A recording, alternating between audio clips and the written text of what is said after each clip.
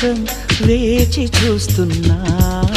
మనసులోని మాటలన్నీ మల్లెపూల మాలగట్టి నీకు అందజేస్తున్నా. మాసిపోని మమతలన్నీ నీకు సొంతమేలే అంటూ ఒట్టు వేసి చెబుతున్నా. నీకు సొంతమవుతా అంది మౌన రాగం. ప్రాణమల్లె చూస్తా అంది ప్రేమ గీతం.